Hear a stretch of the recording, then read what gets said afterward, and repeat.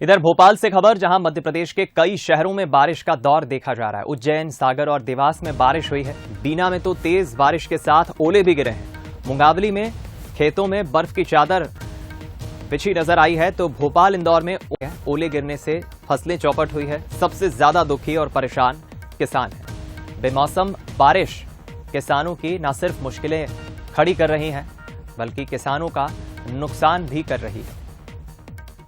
प्रदेश में अचानक से मौसम का दौर बदला है, मिजाज बदला है, और इस मौसम के बदलते मिजाज ने किसानों की परेशानी बढ़ाई है। देखिए तस्वीरें, तेज बारिश के साथ किस तरह ओले गिरे। चलिए हम अपडेट लेंगे इस खबर पर, मौसम को लेकर। फिलहाल मौसम विभाग का क्या कहना है, हमारे संवाददाता दीपक द्विवेदी हमारे साथ लाइव जुड़ गए। दीपक, लगातार बीते दिनों जिस तरह प्रदेश के अलग अलग इलाकों से खबरें आ रही है, बेमौसम बारिश, मौसम का बदलाव और किसानों का सबसे ज्यादा इसमें नुकसान हो रहा है, क्या कह रहा है मौसम विभाग? हाँ दीपक, बता दूं कि जैसा आपने बताया किसानों का सबसे ज़्यादा इसमें नुकसान हो रहा है, तो वही बात सही है कि जिस तरीके से बेमौसम बारिश हुई है, क्योंकि फसल पककर तैयार हो गई थी और कटने को तैयार थी। उस दौरान ओले गिरना, बारिश और तेज हवाओं के दौर ने फसल को पूरी तरीके से चौपट कर दिया है। वहीं मौसम विभाग का इस पर साफ तौर पर कहना है, दो एक सिस्टम मध्य प्रदेश में एक्टिव है। WD वेस्टर्न डिस्टर्बेंस जो मध्य प्रदेश में बना हुआ है, इसके अलावा ट्रफ लाइन के गुजरने के चलते यहाँ पर तेज बारिश के आसार भी अलग अलग क्षेत्र में जताए गए। कहीं ओले गिरने के आसार जताए मौसम विभाग ने, तो कहीं बारिश के साथ गरज, चमक और तेज हवाओं का भी मौसम ने आसार जताए। करीब 20 तारीख तक इसी तरीके का मौसम रहने की संभावना मौसम विभाग ने जताई है। इसके अलावा उन्होंने किसानों से अपील की, जहां पर बारिश नहीं बरस हो रही है और वहां पर यदि उनकी फसल पक गई है तो वो तुरंत अपनी फसलों को काट ले और उन्हें सुरक्षित रख ले। जो बची कुची फसल है, यदि वो बर्बाद भी हो जाती है तो उनका ज़्यादा नुकसान नहीं होगा, और यदि वो सही रहती है तो वो जब पकने पर उसे काट लिया जाए। तो ये एक बड़ी मुसीबत, आसमान का कहर इस बार किसानों पर अचानक से पड़ा है। और पकी फसलों पर, जैसे मालवा क्षेत्र में गेहूं की फसलें पूरी तरीके से पक चुकी थी, उसके बाद जब इस तरीके से वहां पर पानी बरसा तो कहीं ना कहीं किसानों को बड़ी समस्याएं अब झेलना पड़ रही है। तो मौसम विभाग ने भी यही अपील की है कि पकी हुई फसलों को तुरंत काट के उसे सुरक्षित जगह पर रख ले। दीपक, वहीं बात करें तो अलग अलग जगह पर बारिश दर्ज की गई है, और विदिशा क्षेत्र में, नटेरन क्षेत्र में अधिक बारिश दर्ज की गई है। बिल्कुल ठीक है आपने दीपक, और जाहिर है कि मौसम विभाग ने भी सिस्टम के चलते बारिश होने की बात कही है। आपका बहुत शुक्रिया। और देखिए, न सिर्फ राजधानी भोपाल, अब हम ग्वालियर का भी अपडेट ले लेते हैं। ग्वालियर से हमारे संवाददाता इस वक्त हमारे साथ जुड़ रहे हैं, उमेश जुड़ गए। उमेश, दिल्ली से करीब है ग्वालियर, और मौसम विभाग का ग्वालियर जोन या ग्वालियर संभाग के आसपास के क्षेत्रों को लेकर क्या अनुमान है, क्या कह रहा है मौसम विभाग?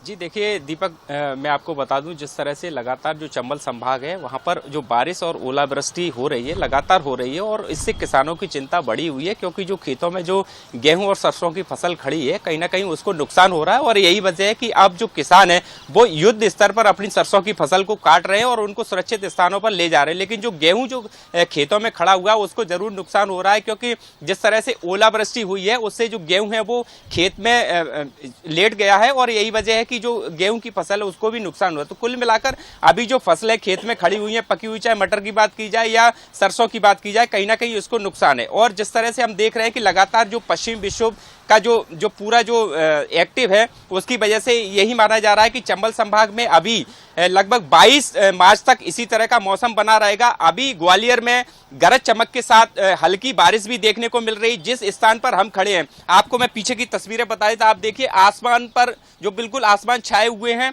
बादल बिल्कुल छाए हुए हैं, और कहीं ना कहीं जो हल्की बूंदाबांदी है वो अभी ग्वालियर में हो रही है। तो कुल मिलाकर अभी जो चंबल संभाग में जो बारिश का दौर है वो जारी है। अगर मुरैना, भिंड, दतिया और ग्वालियर की बात की जाए तो यहाँ पर लगातार जो ओलावृष्टि है वो भी देखने को मिल रही है। और मौसम वैज्ञानिकों का कहना है कि लगभग 14 मार्च से 22 मार्च तक इसी तरह मौसम बना रहेगा। कहीं रुक रुक कर बारिश तो कहीं तेज बारिश के साथ ओलावृष्टि होने की संभावना है, क्योंकि जो बंगाल की खाड़ी से और अरब सागर की जो खाड़ी से जो नमी भरी हवाएं जो आ रही हैं, और यही वजह है कि ये मौसम जो मानसून है वो इतना एक्टिव है कि अभी लगातार जो काफी मजबूती में ये बना हुआ है। और यही वजह है कि अब लगातार जो मौसम में जो पानी और गरज चमक के साथ बिजली भी गिरेगी और उसके साथ ओलावृष्टि होगी। तो इस सबको मिलाकर कहीं ना कहीं किसानों की चिंता अब बढ़ती हुई नजर आ रही है। अगर किसान जल्दी से अपनी जो फसल है सरसों की, अगर उसको काटकर घरों तक सुरक्षित ले जाएंगे तो आगे ये है कि जो मौसम यानी में कुल जो मिलाकर जिस तरह राहत से कोई जो उमेश अभी ओलावृष्टि फिलहाल हो किसानों रही के लिए ऐसी नहीं है, क्योंकि सिस्टम सक्रिय और यही कारण है कि बारिश और ओले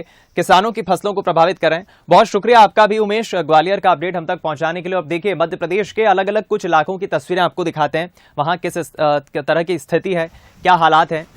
सभी तस्वीरों को अगर आप देखें तो आप देखिए रायसेन, करेरा, बाड़ी, बीना, मुंगावली, सिंगरौली, जहां बारिश के कारण तस्वीर बिल्कुल बदली है। इन तस्वीरों को देखकर कतई नहीं लगता कि ये मार्च के मध्य की गर्मी की शुरुआत की तस्वीरें हैं। ऐसा लगता है कि शायद मानसून आ रहा है, बारिश का दौर शुरू होने जा रहा है। लेकिन ये बेमौसम बारिश और किसानों का सबसे ज्यादा नुकसान, ये चिंता का विषय है।